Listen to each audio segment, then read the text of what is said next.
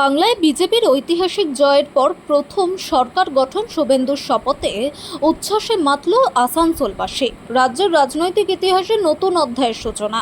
কলকাতার brigade parade গ্রাউন্ডে শনিবার মুখ্যমন্ত্রী হিসেবে শপথ নিলেন বিজেপি নেতা শুভেন্দু অধিকারী। এর মাধ্যমে পশ্চিমবঙ্গে প্রথমবার সরকার গঠন করল বিজেপি। রাজ্যপালের উপস্থিতিতে আয়োজিত শপথ গ্রহণ অনুষ্ঠানে হাজির ছিলেন প্রধানমন্ত্রী নরেন্দ্র মোদী, কেন্দ্রীয় স্বরাষ্ট্রমন্ত্রী অমিত শাহ, বিভিন্ন রাজ্যের মুখ্যমন্ত্রী এবং বিজেপির শীর্ষ নেতৃত্ব। ব্রিগেডে সকাল থেকে ভিড় জমায় হাজার হাজার সমর্থক।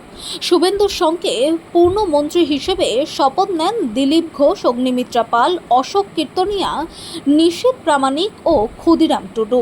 শপথ মঞ্চে বারবার ধ্বনিত হয় জয় শ্রীরাম স্লোগান। বিজেপি নেতৃত্বের দাবি, বাংলায় পরিবর্তনের নতুন অধ্যায় শুরু হলো এদিন থেকেই। শুভেন্দুর সঙ্গে পূর্ণমন্ত্রী হিসেবে শপথ নেন দিলীপ ঘোষ, অগ্নিমিত্রা পাল, অশোক কীর্তনিয়া, নিশীথ প্রামাণিক ও ক্ষুদিরাম টুডু। শপথ মঞ্চে বারবার ধ্বনিত হয় জয় শ্রীরাম স্লোগান। অন্যদিকে এই ঐতিহাসিক মুহূর্তকে ঘিরে উৎসবের আবহ দেখা যায় শিল্পাঞ্চল আসানসোলেও। শহরের একাধিক জায়গায় বড় এলইডি স্ক্রিনে সরাসরি সম্প্রচারের ব্যবস্থা করে বিজেপি। কোর্ট মোড়, বিএনআর মোড় সহ বিভিন্ন এলাকায় জড়ো হন কর্মী সমর্থকরা। পথ চলতি মানুষদের হাতে লাড্ডু তুলে দিয়ে মিষ্টিমুখ করানো হয়। বহু জায়গায় বাজি ফাটিয়ে ও আবির খেলেও উচ্ছ্বাস প্রকাশ করেন বিজেপি কর্মীরা। আজকে এই ব্যবস্থা 15 বছর পিছনে চলে গেছিল। পশ্চিমবাংলা এত পিছনে যে আজকে সূর্য উঠেছে।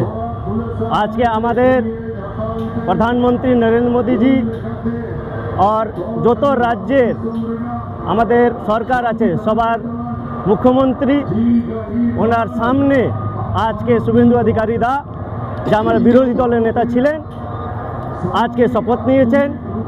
আজ থেকে পশ্চিমবঙ্গে আমরা বিজেপি হিসাবে সরকার করিলাম। সরকার শুধু আমাদের কার্যকর্তার জন্য নয়, সরকার বিজেপির নেতার জন্য নয়, এই সরকারটা মানুষের সরকার, জনগণের সরকার। প্রত্যেক হিন্দুকে আমি নমস্কার প্রণাম করতে চাই, যারা নিজে ভোট নিজে দিয়েছেন আর নিজের ইচ্ছা দিয়েছেন, কেউ আটকাতে পারেনি। দেখা যাচ্ছে যে আসানসোল দক্ষিণের বিধায়ক অগ্নিমিত্রা পাল কিন্তু কি বলবেন? আমি এইটাই বলতে চাইছি, অনেকজন অগ্নিমিত্রাদিকে হ্যারাস করেছে, বলেছে কি অগ্নিমিত্রাদি কোনো দিন 5 বছরে দেখা যায়নি। আপনাকে একটাই কথা বলতে চাইছি, 2021-এ অগ্নিমিত্রাদি 4,500 ভোট থেকে জিতেছিলেন আর 2026 বিধানসভায় 40,000 প্রায় 40,000 ভোটে জিতেছেন। এইটা তো মানে পাবলিক দেখেছে, পাবলিকের মাঝখানে এসছে, পাড়া পাড়া দিদি ভাই করেছেন। বিরোধী সব বলেছে কি দিদি দেখা যায়নি 5 বছরে, দিদি দেখতে পেয়েছে মানুষ, এই জন্য 40,000 ভোট থেকে লিড দিয়েছে, ওনাকে জিতিয়ে বিধায়ক করেছে, মন্ত্রী করবে। তো আজ আপনারা কি বললেন? আজকে আমরা অনেকজন আমার কার্যকর্তা ভাই, দাদা, দিদি সবাই কলকাতায় গেছেন শপথ গ্রহণে। আমি আর আমার দাদা সবাই আছে, সঞ্জয় দা থেকে জয়ন্ত দা, সম্রাট দা, আমার ছোট ছোট ভাই, যুবা ভাই, সবাই একজুট রাতে আমাকে বলল কি দাদা আমরা যাব না, আমরা বানপুরেই দেখাবো, আমরা বানপুরেই লড়ি, আমরা বানপুরে অনেক কষ্ট খেয়েছি। আজকে আমি লাইভ এলইডি টিভি ওয়াল লাগিয়ে বানপুর স্টেশন রোডে এই লাইভ পথসভাটা আমি করলাম।